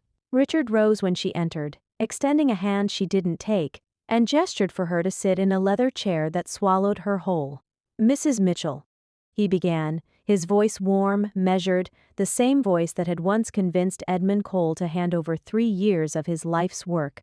I want you to know how deeply sorry I am for everything your family has endured. David was a valued employee. You didn't know his name until 3 weeks ago, Sarah said flatly. I checked. Your assistant had to look it up. Something flickered behind Richard's eyes, the smallest crack in the composure before the smile smoothed back over it. Mrs. Mitchell, I understand grief makes people look for someone to blame. It's human nature. But I'd hate to see you throw away your children's future chasing a fight you can't win against a company with far more resources than you'll ever have. He slid a folder across the desk toward her. $2 million, Sarah, structured however your attorney recommends, enough for your children's education, a home, security you've clearly never had. All I'm asking in return is your silence and your signature. Sarah looked at the folder without opening it. You said my name like you actually know me now. I know enough, Richard said smoothly. I know you're exhausted. I know you're scared. I know 2 jobs and 2 children and a dead husband is more than any person should have to carry alone. You're right about all of that, Sarah said, standing. But you're wrong about one thing. You think I'm here because I'm desperate. I am desperate, Mr. Whitfield. I have been desperate for 14 months, but desperate isn't the same as for sale. She left the folder untouched on his desk and walked out without looking back, her heart hammering so hard she thought he might hear it through the closed door. Sarah sat across from him, looking at the man who had, one way or another, taken both her husband and her father-in-law's family's dignity, separated by 25 years and a fortune built on someone else's stolen invention. You could disappear with your children, Richard said smoothly, and never worry about money again. Sarah thought of Ella, of Mason, of the exhaustion that had defined every day since David's death. The offer would have solved everything. She thought, too, of Rosalind, a woman she'd never met, who had sold her ring in the exact same desperation 25 years earlier, and had died without ever seeing justice arrive. If I take this money and disappear, Sarah said quietly, you'll do this to someone else's husband, someone else's family. I won't be the reason that happens again. Richard tried one final manipulation, sending Denise to warn Sarah that a public scandal could bankrupt the company entirely, costing hundreds of ordinary employees their jobs, a genuinely difficult truth, not a simple threat. Denise hated the assignment, but she delivered it honestly, without her father's usual spin. I'm not saying this to scare you into silence, she told Sarah, sitting once more at that same small kitchen table that had become the unofficial headquarters of the whole investigation. I'm saying it because it's true, and you deserve the truth instead of a threat dressed up as one. If this becomes public and the company collapses entirely, some of those factory workers, people who had nothing to do with any of this, people just trying to feed their own kids, could lose everything. Sarah sat with that for a long time after Denise left. She thought of every coworker she'd known at the plant, of the women in the break room who'd whispered warnings out of fear rather than malice, of Walter Higgins losing his job simply for trying to do the right thing. She didn't want more families destroyed. She'd spent 14 months living the exact particular horror of financial freefall, and she wouldn't wish it deliberately on anyone else, not even to punish the man responsible for her own. She called Nathaniel late that night, unable to sleep. What if exposing this hurts more people than it helps? Nathaniel was quiet for a moment on the other end of the line. That's the same fear that kept my mother silent for years, Sarah, not cowardice, conscience. She worried about the same thing, but silence never actually protected anyone, it just protected Richard. He paused. The goal was never to burn the whole company down. It was always to force it to finally do the right thing. There might be a way to do both, expose the truth and protect the workers who never had any part in creating it. By morning, she had an answer. In the weeks between Richard's failed settlement offer and the press conference, Sarah and Nathaniel spent long evenings together at her kitchen table, building the case piece by piece with Walter and eventually Denise. It was strange, Sarah thought more than once, how naturally he'd folded into her family's small, chaotic orbit, how Mason had taken to climbing into his lap during planning sessions, utterly unbothered by the fact that this quiet man was, by any measure, one of the wealthiest people in the country, or how Ella had started calling him Mr. Nathaniel, with the easy familiarity children extend to adults who actually listen to them. One evening, after the kids had gone to bed, Sarah found Nathaniel sitting alone on her small balcony, the same one she and David used to share a single can of soda on, turning his mother's recovered ring over in his fingers. "Can I ask you something?"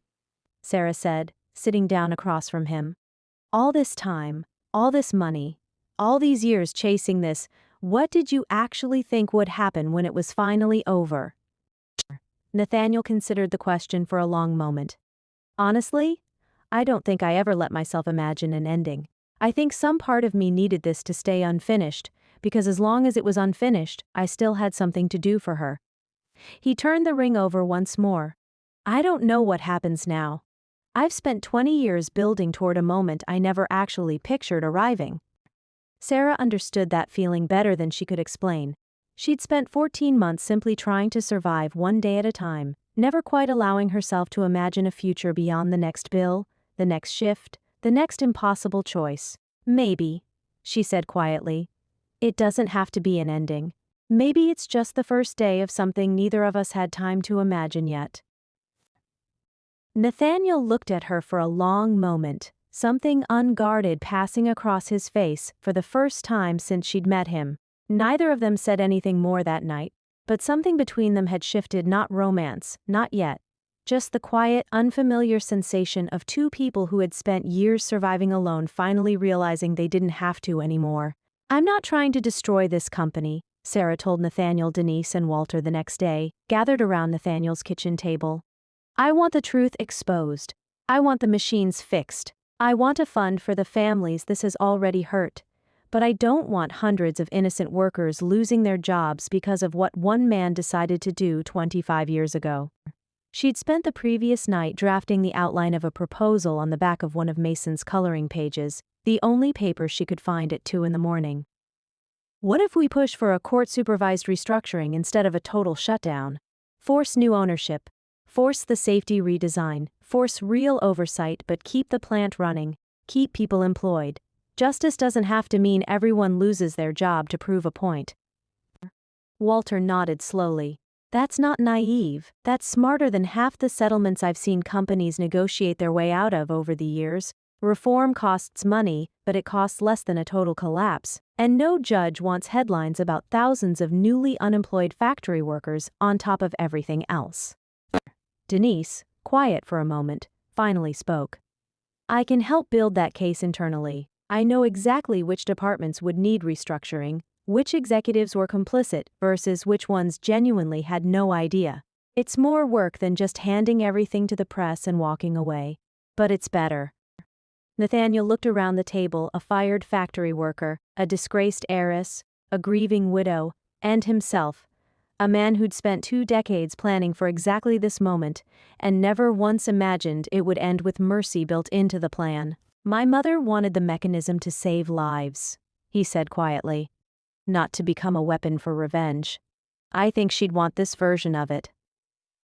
It was, everyone in that room agreed, the harder path and the right one. They called a press conference 3 days later, held on the courthouse steps under a gray sky that threatened rain but never quite delivered it. A small crowd of reporters gathered, cameras and microphones bristling, none of them entirely sure yet what story they were about to walk away with. Walter Higgins spoke first, his hands still trembling slightly as he read from notes he'd rewritten a dozen times the night before, describing the pattern of buried accidents he'd tried to report for years, the emergency stop delay, the internal memo dismissing his concerns, the quiet firing that followed. His voice cracked once near the end when he said, "I've carried this for 8 years. I should have fought harder. I'm sorry it took someone else's husband dying for anyone to finally listen to me." Denise followed, presenting the internal emails proving her father's knowledge and deliberate inaction, her voice steady even as her eyes glistened under the camera flashes. A reporter shouted a question about her own role in the company, and Denise didn't flinch from it. "I benefited from decisions I should have questioned decades ago," she said. "I'm not here to ask for sympathy. I'm here because silence has already cost too many families too much, and I refuse to be one more person who stayed quiet." Sarah spoke last, holding a photograph of David, her voice shaking at first before steadying into something clear and unwavering. She described a husband and father who had died because a company chose cheaper machinery over human lives and connected his death directly to a 25-year-old stolen invention that had been altered specifically to cut costs. "My husband believed in showing up, working hard, and trusting that the people above him were doing the same," she told the cameras, her voice carrying across the small crowd. "He died because a company decided 25 years ago and every year since that his life was worth less than a line item on a budget. I'm not standing here for revenge. I'm standing here so the next David Mitchell gets to go home to his kids." A photograph of Sarah at that moment, chin lifted, eyes wet but steady. David's photograph clutched against her chest would go on to be shared across the country within hours, appearing on the front page of 3 major newspapers by the following morning. Strangers she would never meet began leaving comments and messages describing their own buried workplace injuries, their own quiet settlements, their own years of silence. Sarah read every single one she could find in the days that followed, and each one, rather than exhausting her further, seemed to settle something in her chest, the confirmation that she hadn't simply been fighting for David, or even only for herself. She'd been fighting, without fully realizing it, for a much larger, much older silence that had needed breaking for far longer than 14 months. Nathaniel stepped forward publicly for the first time in his life, revealing that he was Rosalind Cole's son, connecting his family's decades-old tragedy directly to the current scandal, transforming what could have been a single corporate news story into a generational injustice that spread across the country within days. Richard Whitfield, cornered by reporters outside his own headquarters, didn't offer a dramatic confession.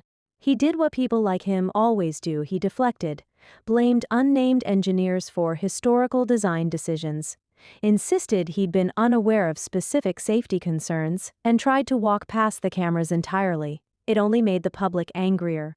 Within a week, regulatory bodies opened formal investigations into Whitfield Industries' safety practices spanning 25 years. Major manufacturing clients began quietly cutting ties, releasing carefully worded statements about re-evaluating supplier relationships in light of recent revelations. The company's stock collapsed by nearly 60% in a single month, wiping out a significant portion of the fortune Richard had spent decades building on a foundation that, quite literally, had never belonged to him in the first place. Employees at the plant, many of whom had spent years quietly suspecting something was wrong but too afraid to speak up, began coming forward with their own stories: a hand injury here, a near miss there, incidents that had been settled quietly with small payouts and stern warnings not to discuss them. One woman, a machine operator named Loretta, who'd lost 2 fingers 11 years earlier in an incident the company blamed entirely on her own improper handling, finally spoke publicly for the first time. Describing how she'd been pressured to sign a settlement within 48 hours of the accident while she was still on pain medication, too disoriented to fully understand what she was agreeing to. Her story, corroborated by hospital records Nathaniel's legal team helped her track down, became one of the most widely shared parts of the entire case. Investigative journalists descended on the case, and within a month, a national news documentary crew had begun filming a feature on the Cole and Mitchell families, tracing the invention's theft across 25 years in painstaking, damning detail. Nathaniel found himself, uncomfortably, thrust into a level of public attention he'd spent his entire adult life avoiding. He built his technology company quietly, deliberately staying out of magazine profiles and industry panels, never wanting his name attached to any story bigger than the software itself. Now his face was on television screens across the country, his mother's story told and retold by strangers who had never known her, could never fully understand what her quiet, unglamorous life of sacrifice had actually looked like from the inside. He gave one interview himself, brief and carefully considered, in which he was asked what he hoped people would take away from his mother's story. He thought about the question for a long moment before answering. "I hope people remember that she wasn't a footnote," he said. "She wasn't just the inventor's widow. She was a woman who kept a family fed through sheer will for years, who never once let bitterness turn her cruel, who raised a son alone and still found the energy, most nights, to hum while she worked. The theft is the headline, but her life, the actual living of it day after day, without complaint, that's the real story. I'd like people to remember that part too. He found he didn't mind the attention as much as he'd expected to. Somewhere in the retelling, Rosalind Cole finally stopped being a footnote in someone else's success story and became, for the first time, the center of her own. The arrest, when it finally came, wasn't dramatic either. There were no handcuffs marched across a courtroom floor for cameras. Federal agents simply arrived one gray morning at Richard Whitfield's gated estate, the same kind of home Edmund Cole could never afford, built in part on the very invention he'd once created to save lives, and quietly took him into custody on charges of fraud and criminal negligence contributing to workplace deaths. Richard answered the door himself that morning, still in a bathrobe, coffee cup in hand, and for a long moment simply stared at the agents on his doorstep, as though the scene in front of him didn't quite make sense. He'd spent his entire life on the other side of consequences, the one who dismissed lawsuits, who bought silence, who smiled his way out of every accusation ever leveled at him. He had never once, in 60-plus years, stood on the receiving end of a knock at the door that would change everything. "There must be some mistake," he said, the same practiced calm in his voice that had once convinced a judge to dismiss Edmund Cole's case in 9 minutes. There was no mistake. He was handcuffed in his own driveway, in view of neighbors who had spent decades admiring his hedges and his charity gala appearances, and led into the back of a black sedan that looked, in an eerie, unintentional way, almost identical to the one Nathaniel had once arrived in outside Sarah's apartment building. Inside the house, his wife stood frozen in the doorway, still holding her own coffee cup, watching her husband of 31 years disappear down the driveway in the back of a federal vehicle. She would later tell a reporter, in one of the only interviews she ever gave on the matter, that she'd spent decades believing her husband's success was simply the product of intelligence and hard work. "I didn't want to know the rest of it," she admitted.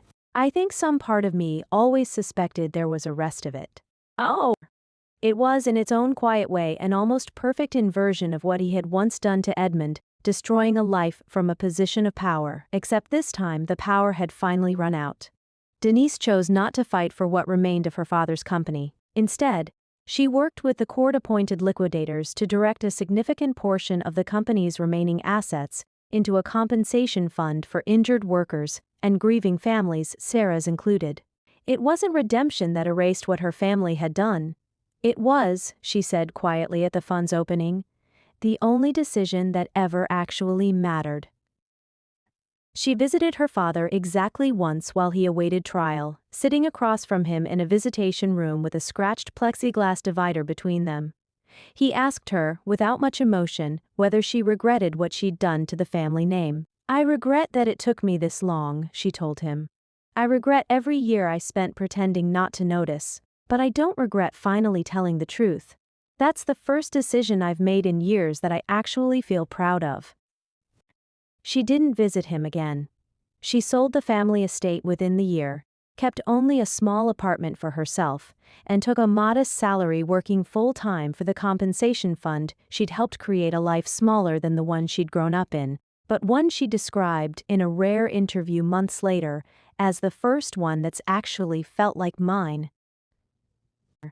Walter Higgins, for his part, was formally invited back into the manufacturing industry as a paid safety consultant, this time with real authority to shut down a production line if he identified a hazard no committee approval required, no risk of quiet retaliation. He liked to say, half joking, that it only took him 8 years and 1 federal investigation to finally get the job he should have had all along. The former Whitfield assembly plant reopened 8 months later under new ownership and a new name, with every single mechanism on the floor rebuilt using Edmund Cole's original, uncompromised design, the full safety component finally restored, exactly as he'd designed it more than 25 years earlier. A small brass plaque was installed near the entrance, at Nathaniel's request, reading simply, "In memory of Edmund Cole, who built this to save lives, and David Mitchell, whose death made sure it finally did." Nathaniel finally held his mother's original wedding ring in his hands, 25 years after she'd sold it in desperation, and understood, at last, what she'd meant with her final words. Some debts skip a generation, but they always come due. He didn't wear the ring, and he didn't sell it. He placed it, framed alongside a photograph of Rosalind and Edmund, in the small nonprofit office Sarah opened months later, a workplace safety advocacy organization funded by part of the settlement, dedicated to helping factory workers report hazards without fear of retaliation. Sarah returned her own wedding ring to her finger the day the nonprofit opened its doors. She didn't wear it for David anymore, not exactly, though she thought of him every single day. She wore it now as something else entirely, a reminder that she had survived, that she had chosen truth over comfort when comfort had been offered to her on a silver platter, and that her children would grow up knowing their mother hadn't just endured tragedy. She had answered it. The nonprofit itself was small at first, a single rented office above a hardware store, 2 desks, a second-hand filing cabinet, and a phone line. Sarah answered herself for the first 6 months because she couldn't yet afford to hire anyone else. But word spread quickly. Workers from other factories, other industries entirely, began calling, some simply needing someone to listen, others needing help filing a formal safety complaint without fear of losing their jobs the way Walter once had. Within a year, Sarah had hired 3 full-time staff, including, to her quiet surprise and gratitude, Priya, the co-worker who'd once warned her not to dig too deep at Whitfield Industries, and who now spent her days helping other frightened employees find the courage Sarah once had to find alone. Mrs. Alvarez still watched the children some afternoons, though now it was more out of love than necessity, since Sarah could finally afford proper after-school care. She liked to tell anyone who would listen that she'd known, from the very first week she met that tired young mother carrying too many bags up the stairwell, that Sarah Mitchell was going to do something remarkable with her life. "I just didn't know it would take losing everything first," she'd add, shaking her head. "But that's usually how the good stories go." Mason, older now, no longer remembered much of his father directly. He was too young when David died, but he grew up surrounded by stories of him, told so often and so lovingly by his mother and sister that David felt, in a strange way, permanently present in their home anyway. He liked to point at the framed photo of David on the living room shelf and announce to anyone visiting, with total 4-year-old confidence, "That's my dad! He builds safe machines now." It wasn't quite accurate, but nobody in the family ever corrected him. Ella remembered more and carried it differently, quietly proud in the particular way children are proud of parents they've watched survive something enormous. Ella, older now and endlessly curious as ever, asked her mother one evening why she kept the ring on a small stand on her office desk during the day instead of always wearing it. "Because it's not just mine anymore," Sarah told her, smiling softly. "It belongs to every family this happened to. I just get to be the one who finally brought it home."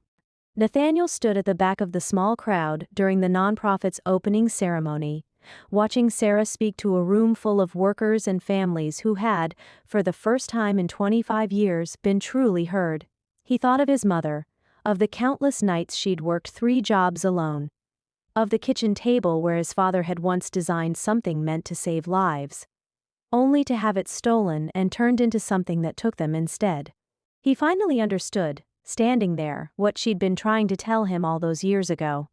Some debts skip a generation, but they always come due. And somewhere, in a small apartment across the city, a mother tucked her children into bed, kissed each of their foreheads twice, once for them and once still, for luck, and for the first time in longer than she could remember, she slept without fear of tomorrow. The truth had cost her almost everything. In the end, it was the only thing that gave her everything back. 1 year after the nonprofit opened its doors, Sarah stood again in front of a small crowd, this time not reporters, but families. Dozens of them, workers and spouses and children from a dozen different factories across the state, gathered in a rented community hall for the organization's first annual dinner. Walter Higgins sat near the front, proudly wearing a new company badge that read Senior Safety Consultant. Denise sat quietly toward the back, Having asked specifically not to be introduced or acknowledged from the podium she came, she'd told Sarah simply to listen the way she wished she'd listened years earlier. Nathaniel stood near the doorway, watching Sarah move through the crowd, shaking hands, hugging strangers who thanked her with tears in their eyes for giving them somewhere to turn when no one else would listen.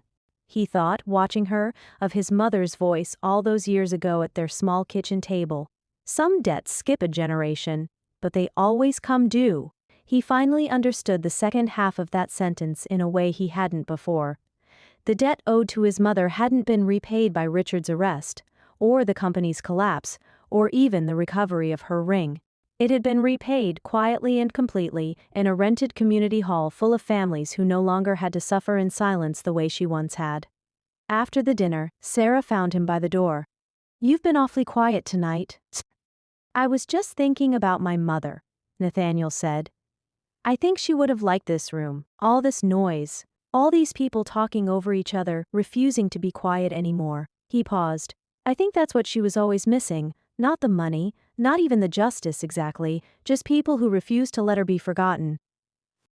Sarah looked out at the room, Ella laughing with another child near the dessert table, Mason asleep against Mrs. Alvarez's shoulder, Walter deep in conversation with a nervous young engineer who'd clearly sought him out for advice.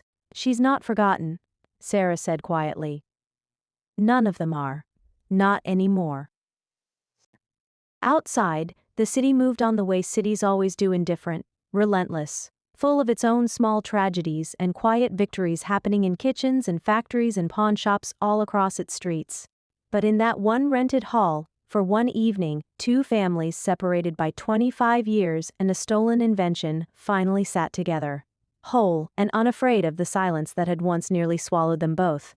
Some debts skip a generation, but if someone is brave enough to ask the right questions, brave enough to refuse the easy money, brave enough to sell a wedding ring for $20, and still hold on to her dignity, they always, eventually, come due. Moral of the story: the greatest lesson of this story is that greed may hide the truth for years, but it can never erase the consequences of injustice. Richard Whitfield believed that money, power, and influence could protect him forever. But the suffering he caused eventually returned through another generation. Sarah's strength teaches us that desperation does not mean a person has no dignity. Even when she was offered money that could have changed her children's lives, she refused to sell her silence and chose truth instead. Nathaniel shows that our pain does not have to define us. We can use it to protect others rather than become consumed by revenge. Denise also proves that doing the right thing sometimes means standing against your own family. Most importantly, the story reminds us that honesty, courage, compassion, and justice have lasting power. A person may inherit wealth, but true greatness comes from choosing what is right when doing wrong would be easier.